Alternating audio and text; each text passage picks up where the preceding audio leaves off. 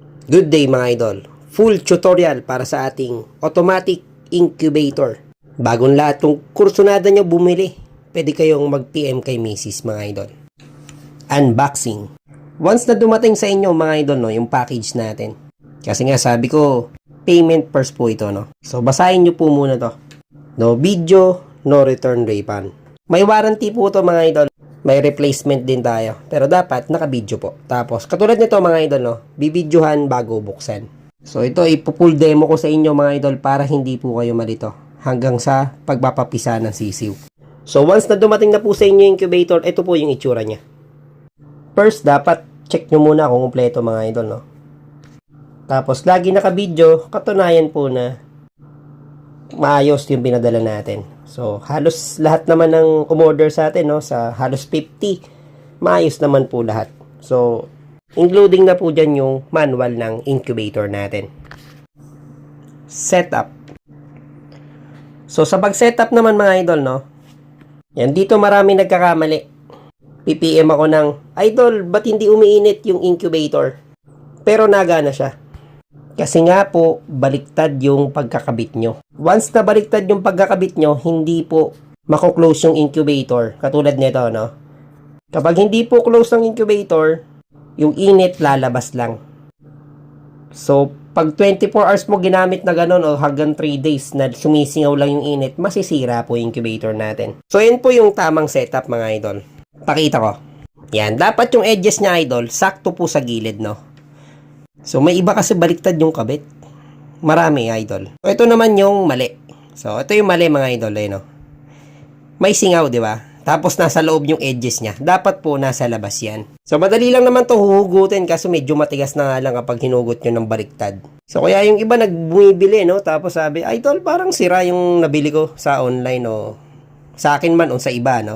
Check nyo muna, baka baliktad yung mga edges nyo, mga idol. Pangatlo, how to use, mga idol. So, itong incubator natin mga idol, no? Para ka na nagsaksak ng isang bumbilya sa bahay. Tapos, take note ko lang mga idol, no? Yung foam sa ibabaw tsaka sa ilalim, pwede yung ikabit. Especially mga idol, kapag nag-brown out, yung foam na yan nakakapagpainit po sa loob ng incubator, no? So, mas matagal po yung battery life ng battery nyo just in case mag-brown out. So, ito yung battery natin mga idol. Dapat hindi po baliktad, positive, negative lang. So, just in case mag-brown out, ikiklip lang po natin yan dyan. So, ito, de-demo po natin mga idol, no? So, pag kinabit mo yun dyan, kabit mo rin to sa kabila. Tapos, bubunutin ko lang yung sa outlet natin. Tapos, sasaksak nyo lang po yan dyan. So, take note, yung battery hindi po kasama, no? Personal nyo po yan bibilin. So, nagtatanong, gaano katagal pag battery ng motor? Pag battery ng motor idol, maximum 3 hours sa experience ko, no? Pag battery ng sasakyan, mas maganda po. Mas long lasting siya. Tapos, take note ko, yung tamang temperature po nito na nakasetup, 37.8. So, it's either aakyat siya ng konti, tataas, bababa ng konti. Pero yun yung pinaka temperature niya. So, number 4, built-in parts mga idol. Our incubator is made of plastic mga idol. Kaya magaan lang po siya. Tapos, digital po to mga idol. Nakita nyo, may fan sa loob. Tapos, nasa labas naman yung reader niya mga idol. Sa taas po, yung ilaw pag magkakandiling. Sa gilid po ang patubig. Tapos, kasama naman tong wire just in case mag-brown out. Screen pag mapipisa, bote. At salpakan ng bote, no? Sa humidity ng incubator natin. Ito ulit, idol, papakita ko yung edges po. Dapat ganyan, ha? Flat po sa gilid. Hindi papasok, dapat palabas palagi yung edges niya. Para saradong-sarado yung incubator po natin. So, baka may mag-PPM na naman dyan, mga idol, no? Na hindi daw nainit yung incubator. So, check nyo lagi yung edges. The more na malaki ang singaw, the more po na hindi iinit. Tapos ito naman yung fan and heater niya sa loob. So wala na po kayong intindihin. Wala pong ilaw sa loob, no? Egg incubation. So sa egg incubation natin mga idol, mula day 1 hanggang day 18 dapat po umiikot. So may wire po yan na dapat connected. Ito po. Once na tinanggal nyo po yung wire sa baba, ay yung ito, binunot nyo, gagana pa rin yung incubator pero magi-stop po yung turning ng itlog. So, tinatanggal to pag 18 days na. Sample natin mga idol, no?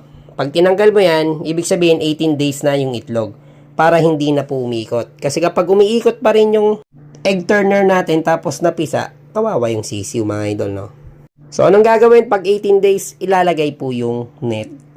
Sa gayon, pag napisa, hindi po lulusot yung sisiw sa ilalim, hindi po malulunod sa tubig. Tapos, balik mo yung itlog. Pagtapos ng balik ng itlog, sarado po yung incubator. Tapos, take note, yung patubig, pwede na po kayo magdagdag. Sa day 1 hanggang 18, isang tubig lang po nilalagay ko sa dulo. Pero kung sa tingin nyo mataas yung humidity sa inyo, nagbabasa po yung paligid ng incubator, gawin nyo dry incubation. Pwede kayong hindi maglagay ng tubig ng day 1 hanggang 18. Tapos pag 18 days, babasahin yung itlog, tapos magdadagdag po ng maraming patubig. Effective po yun mga idol, ginagawa ko rin. So, explain natin lahat para mas madali nyo pong maintindihan. After 3 days. So, ito yung sinasabi ko mga idol, no? Kapag 3 days na, simula ng day 1 at 18, pisaan na. Pero ito, for example lang to mga idol, no? Para at least nabivisualize nyo lang yung sa loob. Kung anong forma, no? Kapag nagkapisaan na. Sa hatching rate, depende pa rin mga idol sa inyo. Kung maganda po pagka-priming nyo sa mga materials nyo, mas maganda po. Additional tips.